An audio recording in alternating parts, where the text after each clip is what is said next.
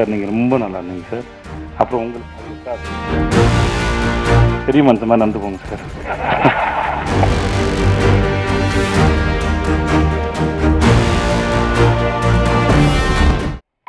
எல்லாருக்கும் வணக்கம்.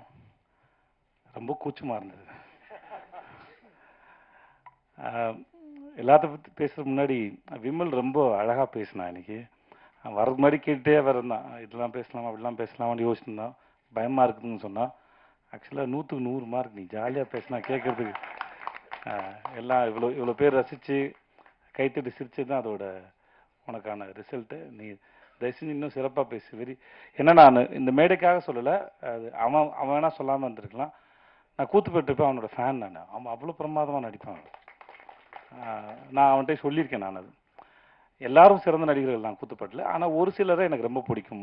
விமல் ரொம்ப பிடிக்கும். பாபுன்னு ஒருத்தர் இருந்தார், சாந்தகுமார் ஒருத்தர் இருந்தார், குரு சோமசுந்தரம், அப்புறம் முருகதாசன் ஒருத்தர். இவங்கெல்லாம் வந்து நான் அவங்களோட விதார்த்து, அவங்களோட பெரிய ஃபேன். அவங்க நடிக்கும்போது பார்க்கறதுக்கு அவ்வளோ அழகாக இருக்கும். அவ்வளோ பிரமாதமான ஆக்டர். இந்த படம் இந்த சார் வந்து விமலுக்கு வந்து மிகப்பெரிய ஒரு கம்பேக்காக இருக்கும்னு நான் முழுமையாக நம்புகிறேன். அது இந்த மேடையிலேருந்து தொடங்கிடுச்சு. உனக்கு வாழ்த்துக்கள். ரொம்ப நன்றி. ரொம்ப நல்ல படம். அப்புறம் இப்போ எனக்கு தடுமாறுது. போஸ் வெங்கட் சார் வந்து நான் ரொம்ப நாளாக நான் சீரியலில் அவர் நடிக்க ஆரம்பித்தது மெட்டி ஒளியில்னு அவர் பார்த்துட்ருக்கேன். 70 அவரோட இன்டர்வியூ படிச்சிருக்கேன். நான் அவர் சந்திக்கும் போது நான் சொல்லியிருக்கேன். நான் அவர் ஆட்டோ ஓட்ட ஆரம்பிச்சுன்னு நினைக்கிறேன். 500 ரூபா சம்பளமா? ஓகே, நான் கூட சொல்லிட்டேன் போல இருக்கு.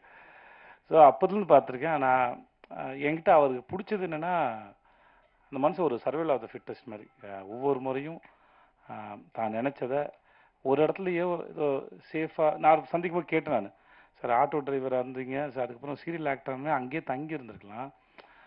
தன்னோட பவுண்ட்ரிஸ் வந்து புஷ் பண்ணிகிட்டே போயிட்டே இருக்காரு, முன்னாடி போயிட்டே இருக்காரு. இப்போ வரைக்கும் அதை செஞ்சுட்டே இருக்காரு.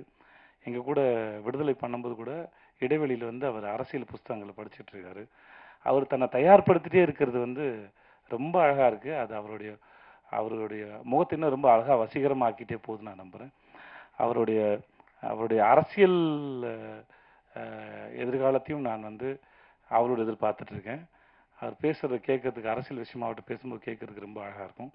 அந்த படங்களை பற்றியும் முக்கியமாக அந்த சார் படத்தில் இருக்கிற வசனங்கள்லாம் வந்து அப்படியே தெரிக்குது. ஒவ்வொரு வசனமும் வந்து நம்மளை உட்காந்து நிற்க வச்சு அதை யோசிக்க வைக்குது. பசங்களை ரொம்ப பிரமாதமாக இருந்தால் நான் படம் பார்த்துட்டேன். எனக்கு படம் போட்டு காமிச்சாங்க. படத்தில் நடித்த அத்தனை பேர் ரொம்ப பிரமாதமாக இருந்தாங்க. சார் நீங்கள் ரொம்ப நல்லா இருந்தீங்க சார். அப்புறம் உங்களுக்கு ஐயோ சார் பெரிய மனுஷன் மாதிரி நடந்துக்கோங்க சார்.